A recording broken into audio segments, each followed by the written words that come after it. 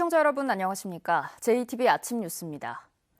전북에는 어제부터 오늘 아침까지 남원 2.2, 장수 1.6, 전주 1.3mm 등의 비 또는 눈이 내렸습니다. 아침 기온은 장수 영하 0.3도, 진안 0도, 전주 영상 2.4도 등을 보이고 있습니다.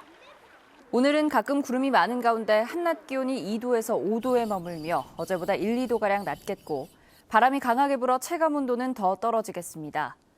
김제와 군산, 부안, 고창에 강풍주의보, 서해남부 전 해상에 풍랑주의보가 내려져 있습니다. 내일 낮부터 기온이 차츰 올라 추위가 풀리겠고 일요일부터 다음 주 월요일 사이에는 한 차례 비가 내릴 전망입니다. 전주시가 충격로에 차로를 줄이고 인도를 넓히는 보행자 중심거리를 추진하고 있습니다. 전주역 마중길을 생각하시면 되겠는데요. 내년 상반기에 공사에 들어가는데 어제 열린 설명회에서 주민들의 반발이 적지 않았습니다. 나금동 기자입니다. 전주시가 충격로 문화거리, 이른바 제2의 마중길을 추진하는 구간은 다가구부터 병무청 사거리까지 1.3km입니다. 충격로를 인근의 한옥마을 등과 함께 전주 구도심을 상징하는 거리로 만들겠다는 겁니다.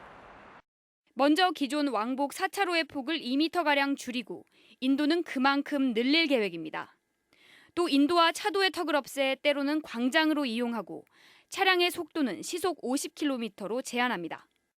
전주시 구도심의 상징거리로 좀 만들고자 합니다. 1980년도 이후에 한 번도 이게 정비된 적이 없습니다. 그래서 패턴 포장이나 특색 있는 거리를 만들므로 인해서 구도심 활성화를 좀 더 도모하고자 합니다. 무려 100억 원이 넘게 드는 사업인데 전주시는 다음 달 설계 용역에 들어가 내년 5월에 착공할 계획입니다. 하지만 어제 열린 주민 설명회에서 반발이 적지 않았습니다.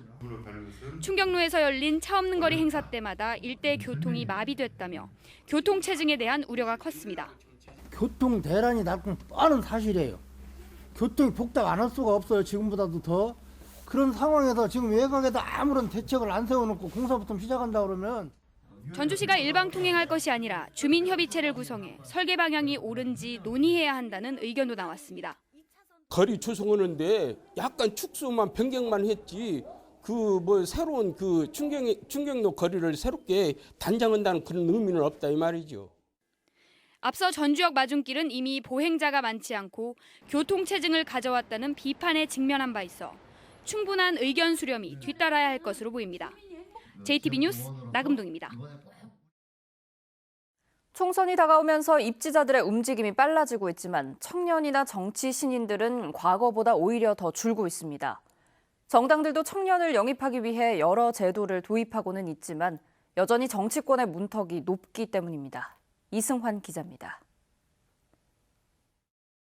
민주당 소속의 고종륜 변호사가 내년 총선에서 정읍고창 출마를 선언했습니다. 내년에 40살로 전북 최연소 입지자인 고 후보는 40대 기술론을 내걸고 지역 발전에 힘쓰겠다고 말했습니다. 젊음이 좋은 것은 도전 정신, 그리고 그런 도전 정신을 바탕으로 해서 뭔가 사회를 바꿀 수 있는 그런 힘, 이것이 젊음의 가장 큰 장점이 아닌가 저는 이렇게 생각합니다. 하지만 현실에서 청년과 정치 신인들이 맞닥뜨리게 되는 벽은 까마득히 높습니다. 청년 정치인에 대한 사회적 인식이 낮고 예선부터 조직력이 탄탄한 기존 정치인들을 넘어서기가 쉽지 않기 때문입니다. 제가 민주당 알기로는 여성 의무 공천 비율이 있는 것으로 알고 있는데요. 청년 신인도 좀 의무적으로 공천할 수 있는 제도가 있었으면 좋겠습니다. 정당들도 청년 가점을 도입하고 있지만 도내 40대 이하 예비 주자는 고종륜, 이덕춘, 또 무소속 성치두, 민중당, 전권희 후보 등 전체 50여 명 가운데 4명에 불과합니다. 갈수록 청년 정책 수요가 급증하고 있고 전북 40대 이하 유권자가 48.1%로 전체 절반이나 되지만 현실 정치에서는 괴리가 큰 셈입니다. 민주평화당과 경실련은 이에 따라 1,500만 원인 총선 기탁금도 100만 원 정도로 낮춰야 한다고 주장하고 있습니다. 청년 등 경제적 약자의 정치 참여를 막고 새로운 정치 세력의 등장을 가로막는 결과를 초래해왔습니다. 낡은 정치에 대한 비판 속에 정치인의 세대 교체에 대한 목소리는 적지 않지만 여전히 청년과 정치 신인들이 헤쳐나가야 할 길은 멀기만 합니다. JTB 뉴스 이승원입니다.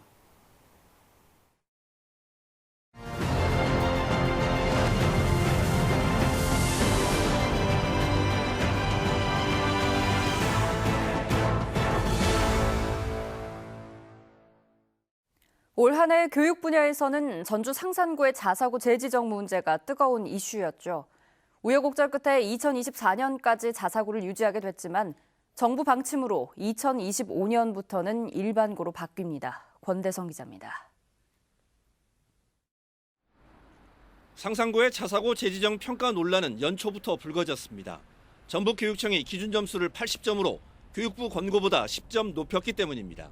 자사고가 자사고답게 운영이 되려면 최소한 80점 정도는 유지가 돼야 한다라고 생각을 하고 있습니다. 상산고 측은 자사고 지정을 취소하려는 거라면서 강하게 반발했습니다. 알량한 교육감의 재량권이 대한민국의 현행법보다 상위 개념인지 묻고 싶습니다.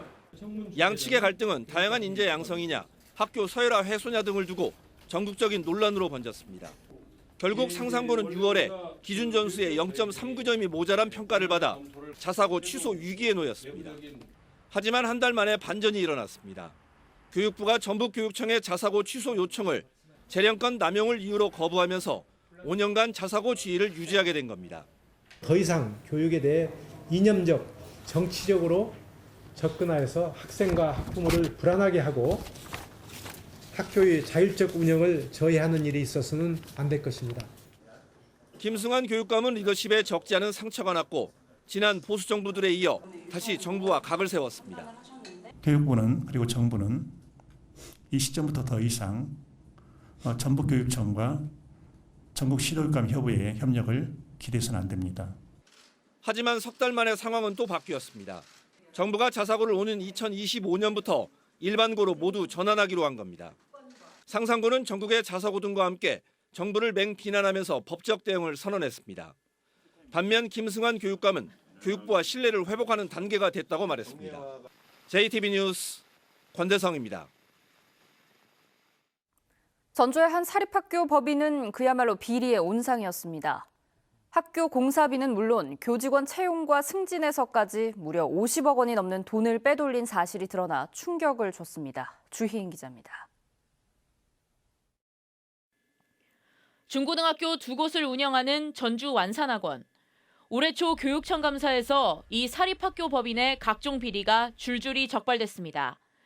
학교 교실에 설립자 일가의 살림집을 차리고 옥상에 태양광 발전시설을 지어 수익금을 챙기는가 하면 학교 시설공사에 계약금을 부풀려 업체로부터 돌려받는 수법으로 지난 5년간 20억 원이 넘는 비자금을 조성했습니다. 20여억 원의 비자금을 조성한 의혹이 있습니다. 조성된 비자금은 설립자 일가의 카드 대금, 보험료, 건강식품 구입, 의복 구입, 골프 비용 등으로 집행된 것으로 판단됩니다.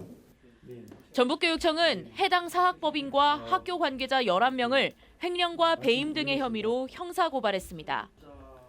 검찰 수사 결과 드러난 이들의 범행은 가히 충격적이었습니다. 교사를 뽑을 때도 승진을 시킬 때도 돈을 받았고 아이들 급식비는 물론 저소득층 학생을 위한 교육비까지 손을 댔습니다. 검찰은 완산학원 설립자와 사무국장을 구속 기소하고 설립자의 딸인 행정실장 등 5명을 재판에 넘겼습니다. 그 자금을 횡령한 것은 그만큼 교육의 질적 저하를 초래하기 때문에 학생들에게 제공되는 교육이 그만큼 질적으로 낮은 교육이 제공될 수밖에 없고 따라서 학생들도 피해자라고 할 것입니다. 재판부는 1심에서 막대한 금액을 횡령하고도 교직원들에게 책임을 전가하고 피해 회복이 거의 되지 않는다며 설립자에게 징역 7년을, 사무국장에게도 징역 3년의 중형을 선고했습니다. 전북교육청은 구속 기소된 완산학원 설립자의 비리를 막지 못한 책임을 물어 관선 이사진을 파견하고 신임 교장 선임과 특별감사를 진행하는 등 완산학원 정상화 작업에 속도를 내고 있습니다. JTB 뉴스 주혜인입니다. 경자년 새해를 앞두고 다람쥐 등 설치류를 주제로 한 특별전이 남원에서 열립니다. 진안에서는 이번 주말 마이산 빛축제가 개막합니다. 송창용 기자입니다. 남원시가 경자년 주해를 앞두고 백두대간 생태교육장에서 다람쥐 등 설치류를 주제로 한 G7 정상회담 특별전을 엽니다. 산림청의 후원으로 진행되는 이번 특별전에서는 다람쥐와 청설모 등 13개 나라 30여 종의 설치류를 선보입니다. 이번 G7 정상회담은 2020 경자년 흰쥐의 해를 맞아 전 세계를 대표하는 귀엽고 예쁜 설치류들을 만날 수 있는 전시입니다. 이번 전시에 오시면 가족분들과 좋은 추억이 될 것입니다. 마이산 소원 비축제가 내일부터 내년 1월 1일까지 닷새 동안 마이산 북부상가 일대에서 열립니다. 이번 축제 기간에는 소원 연날리기와 소원 엽서쓰기, 얼음 미끄럼틀 타기 등 다채로운 행사가 진행됩니다. 임실군 임실읍에 있는 봉황산이 주민을 위한 생태공원으로 탈바꿈합니다. 임실군은 오는 2022년까지 58억 원을 들여 봉황산 일원에 생태 탐방로와 자연학습장, 생태보건숲 등을 조성할 계획입니다. 순창군이 오래산 공공비축미 3,647톤의 매입을 완료했습니다. 공공비축비 매입 대금은 하반기 전국 산지 쌀값을 반영해 농협을 통해 지급하기로 했습니다. JTB 뉴스 송창용입니다. 오염물질 배출 시설을 신고하지 않고 운영하거나 허용 기준을 초과해 오염물질을 배출한 사업장들이 무더기로 적발됐습니다. 전북지방환경청은 환경 영향이 큰 대형 사업장을 대상으로 단속을 벌여 관계 법령을 위반한 41곳을 적발했다고 밝혔습니다. 전북환경청은 폐수 무단 방류나 폐기물 불법 소각 등의 불법 행위에 대해 적극적으로 신고할 것을 당부했습니다. 신세계그룹이 전주 에코시티에 이마트 입점을 추진하고 있습니다. 전주시에 따르면 최근 신세계는 에코시티의 대형마트 부지 소유업체에 출점 의향서를 제출했습니다. 신세계 측과 부지 소유업체는 내년 초 본계약 체결을 목표로 협상을 진행할 것으로 알려졌습니다. 지난 17년간 전북은행 빌딩에 입주해 있었던 금융감독원 전북지원이 어제 전북지방중소벤처기업청 4층으로 이전하고 본격적인 업무를 시작했습니다.